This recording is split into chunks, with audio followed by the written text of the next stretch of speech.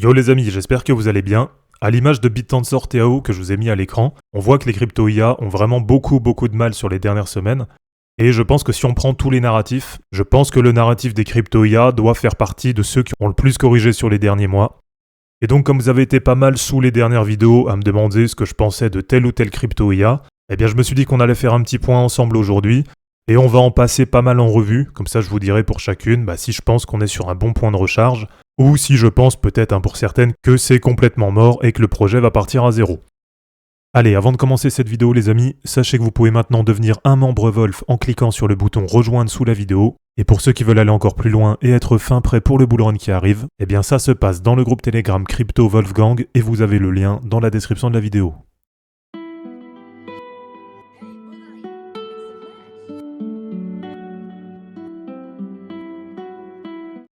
Alors pour commencer les amis, déjà par rapport aux crypto IA de façon générale, ce qu'on me disait souvent dans les commentaires c'était « Oui mais les crypto IA elles montent parce que Nvidia monte ». Alors je vous arrête tout de suite, moi j'ai jamais cru à ça.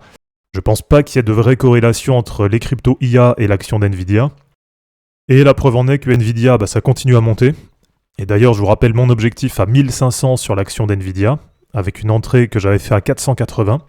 Alors là, je vous parle toujours en ancien Nvidia, puisque pour ceux qui ne sont pas au courant, l'action a été splittée, donc elle a été divisée par 10 là il y a quelques jours.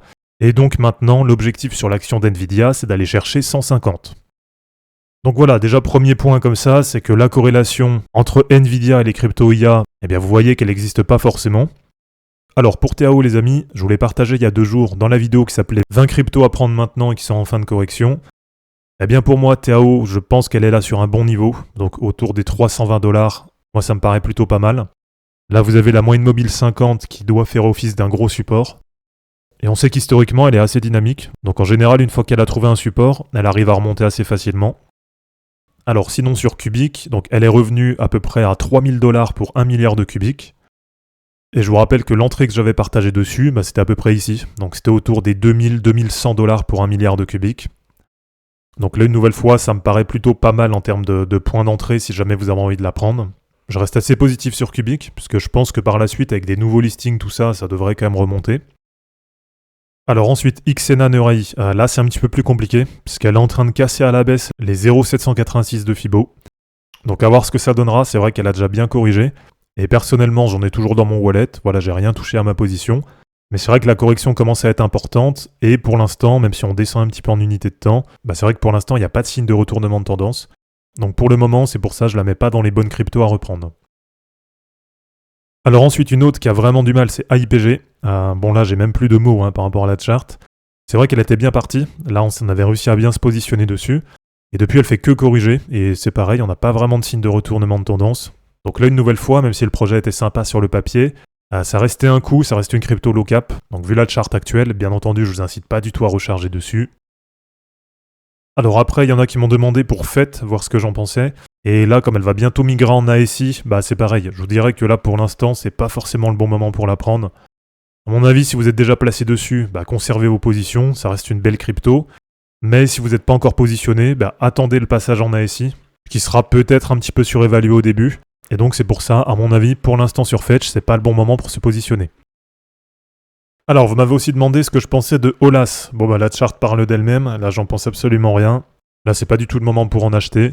Là c'est vraiment une chart qui est baissière, et même sur du daily, il n'y a aucun signe de retournement de tendance. Donc pour l'instant Olas, vous pouvez oublier. Alors ensuite 0x0, celle-là vous savez que je l'aime bien, je l'ai en liste de surveillance. Et là je vous dirais que c'est plutôt pas mal, puisqu'elle est revenue dans la zone de rechargement. Donc entre les 0,786 et les 0,618 de Fibo. Donc tout ce qui est entre 0,18$ et 0,26$, ça me paraît plutôt pas mal pour vous positionner à long terme. Donc voilà, 0x0 si elle vous intéresse, je pense que là vous avez un bon point de recharge ou un bon point d'entrée. Alors après, dans celle dont on a déjà parlé sur la chaîne, il y a Paléaï, qui là c'est pareil, elle est sur un bon niveau. Donc entre les 0,618 et les 0,786 de Fibo. Mais c'est vrai que je suis un petit peu moins fan du projet. Donc personnellement, c'est pas une crypto sur laquelle je vais me positionner. Mais en tout cas, là aujourd'hui, à 0,28$, vous avez un point d'entrée qui est plutôt sympa. Et ça fait quand même plusieurs fois qu'on a un test là sur ces niveaux. Donc sur les 0,786 de Fibo.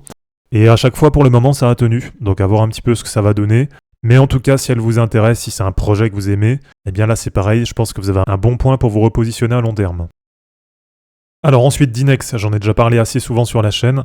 Là, pour moi, vous n'êtes pas sur un point d'entrée optimal, puisqu'elle a réintégré son range. Et là, sur la semaine, on voit qu'il y a une grosse mèche de rejet. Là, elle est aujourd'hui à 0,70$. Et je pense qu'il faut mieux attendre un retour sur le bas de range. Voilà, comme ça s'est fait quand même assez souvent. Et ça vous fait un repli optimal à attendre autour de 0,58, 0,60.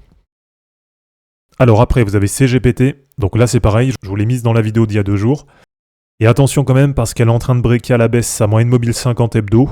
Mais voilà, en tout cas, moi, c'est un projet qui m'intéresse. Et j'envisage peut-être de me positionner dessus. Donc voilà, pour CGPT, à voir un petit peu là comment ça va évoluer sur les prochains jours. Alors ensuite, il y a Chlore, que j'ai toujours dans mon wallet. Et c'est vrai qu'elle a une charte qui ressemble pas mal à CGPT. Donc à voir aussi, là pour l'instant c'est un peu compliqué à évaluer. Même s'il semblerait qu'on ait un bon support là sur ce niveau, à peu près à 0,13, 0,14. Donc voilà, c'est pareil que CGPT. À voir un petit peu sur les prochains jours comment elle va évoluer. Et pour terminer, là je crois que j'ai fait à peu près le tour des cryptos dont on a déjà parlé plusieurs fois sur la chaîne. Et bien Octa pour l'instant, je vous dirais qu'elle n'est pas sur un bon niveau, puisqu'elle est quasiment sur sa MM7 hebdo. Et alors ce qui est positif, c'est que c'est une crypto qui est super solide. Mais par contre, pour un point d'entrée, je vous dirais de plutôt attendre un repli sur la MM20 hebdo, comme on l'avait eu là au mois d'avril. Et là, ça vous fera en même temps un repli à peu près sur les 0,618 de Fibo, autour de 1,47$. Donc voilà pour le point sur les cryptos IA, les amis. Bien sûr, comme d'habitude, la liste, elle n'est pas exhaustive. Donc s'il y a d'autres cryptos IA sur lesquels vous avez des questions, n'hésitez pas à me les mettre dans les commentaires. Et comme ça, je vous partagerai les charts sur Twitter et sur Telegram. Donc j'espère en tout cas que cette vidéo, elle vous aura plu. N'hésitez pas à l'aimer, à la commenter et à vous abonner pour en suivre d'autres. Je vous rappelle que dans la description de cette vidéo, vous allez retrouver tous les liens utiles et les liens pour me soutenir. On se dit à bientôt pour une prochaine vidéo, et d'ici là, ne capitulez pas, car les fortunes se créeront en portant vos burnes. Ciao.